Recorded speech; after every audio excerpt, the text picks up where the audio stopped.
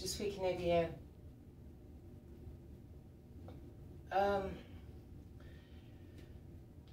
Gender identity. There are three key aspects to gender identity in relation to arguments, in relation to transitioning, in relation to how you're born, in relation to everything surrounding it, including fascism. There's three key aspects. One, often arguments are made about genitalia, right? Then there's gender identity. Then there's your sexual orientation. What a lot of people like to do and make arguments out of is say that these three things are one thing. These three things are separate. They're all individual and separate. There are three things that make up who you are, right? But there are three separate individual things. You know, for example, you are 80-something% water, right? Yet you're not water, right? You are an amalgamation of all kinds of things, of elements, right?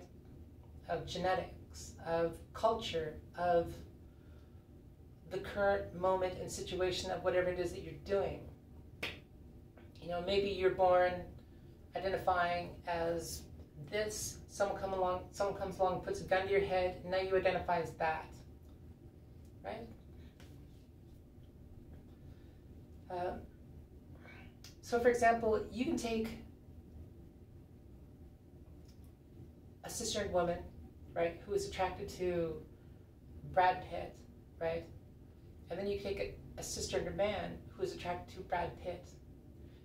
These two people, one has a penis, one has a vagina, right? These two people identify as having two different sexual orientations, yet it's the same attraction.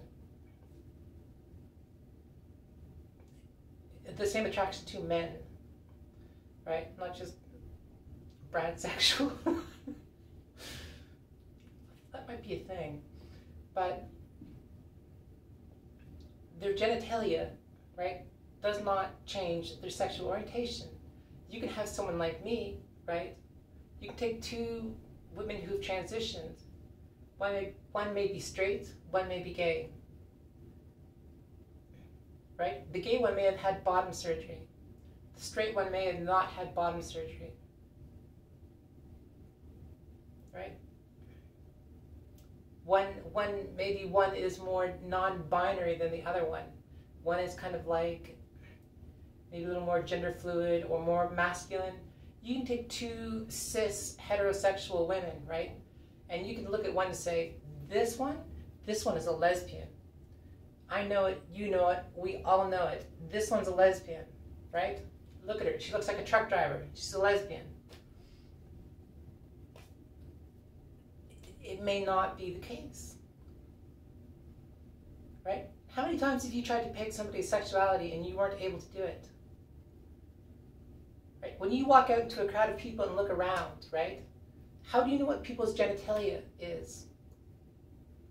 Like, you do not interact with people with their genitalia in general day-to-day society, right? So you don't suddenly stop buying groceries from buying cars from Honest Ed, you know, at the used car dealership that you bought cars from the last 20 years of your life, right? Because you found out that he has a vagina. And he's been lying to everybody the whole time. Right? Your genitalia does not dictate your gender identity. Your ability to pass, right? Or your sexual orientation.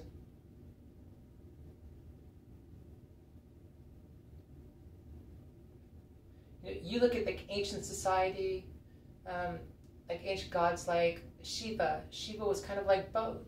You know, the ancient Greeks had this idea of, you know, gender is a combination of things and there are different genders. They had similar ideas of what gender is long before today. It is not a modern thing. But the reason why people come after us and accost us is to say that you are living, breathing, walking perversion. My gender identity has nothing to do with my genitalia. My gender identity has nothing to do with my sexual orientation, right? Some people, I make friends sometimes with other women, right? And we make friends because they think that we're both heterosexual. And then eventually comes out that, like, I've had relationships with women before, and they kind of like get weirded out and walked away, you know. Or if I'm in working with some guy or something like that, right, and he becomes uncomfortable when he clocks me or something, right, it's because everybody is programmed, right? We're all programmed in different ways. For example, you may be programmed to believe that you are genetically Jewish. Who am I to argue with that? Right? But there is no genetic marker of Judaism. Right? Human beings have different skull shapes. Right? And these different skull shapes apply to all races.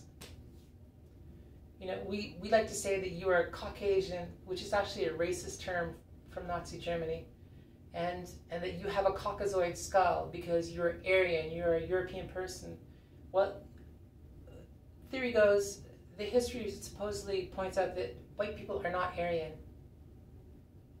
Aryan is more something akin to someone who's like Iranian Persian type person, but they're also very similar to us at the same time. Right?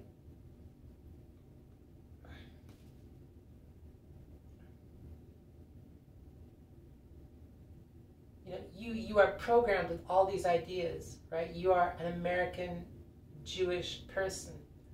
Your parents were born in Israel. You grew up in America, but you may or may not identify as being Jewish.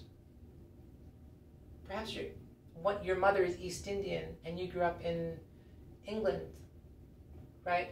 But you identify as being British.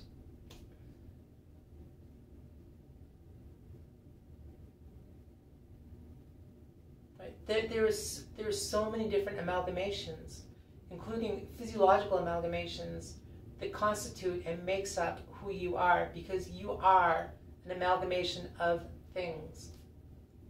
Not just things, but also ideas.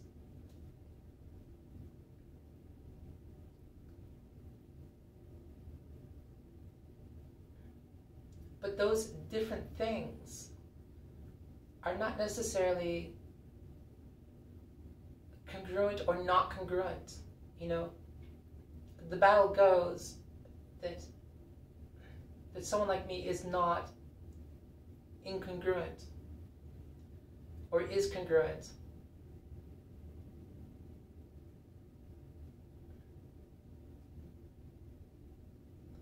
And identity politics is very real and very important.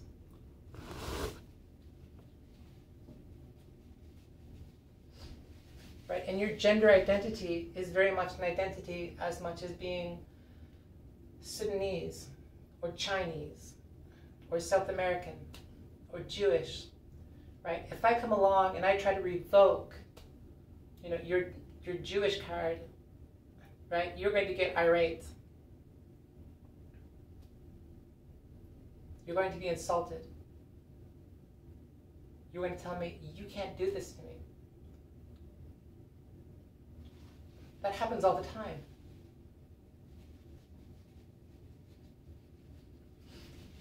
Look at Ukraine and Russia. Ukrainians are kind of like Russians, right? But the Ukraine broke off of the Soviet Union, right? When the Soviet Union collapsed, it became independent, it became Ukrainian. Their history is Russian. And Ukrainians are comprised of all different types of people. Jewish people, black people, all different types of people.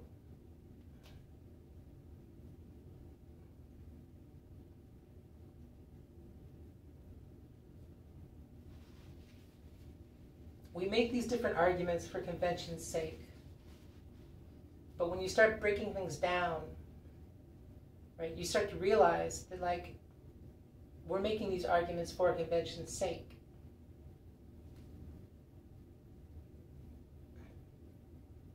You can take one girl who transitioned, like me, and another girl who transitioned, and that other girl who transitioned may be attracted to just cisgender men, right? You could take another girl like me, and maybe I'm attracted to a variety of types of people or sexual orientation, or something like genitalia isn't necessarily an issue for me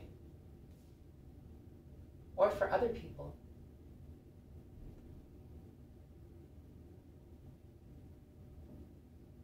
Having a sense of identity is a human right,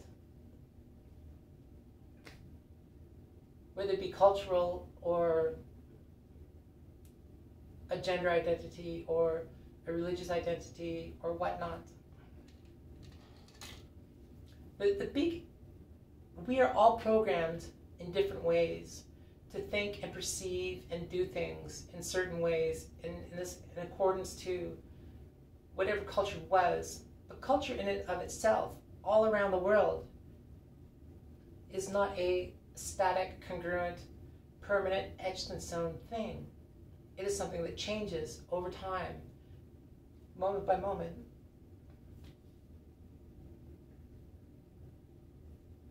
Right? This isn't necessarily philosophy. These are facts. Right? This is the way it really is. Right? There is no genetic marker for Jewish or for Buddhist or for Hindu, right? But people identify with these religions, which is ideas and practices, right, as flesh and bone, right? And I'll have somebody like Ben Shapiro coming after me and telling me, you're a dude, you're a dude, you're a dude, right? I just came from my doctor's office today, right? I have the same hormonal levels as a cisgender woman.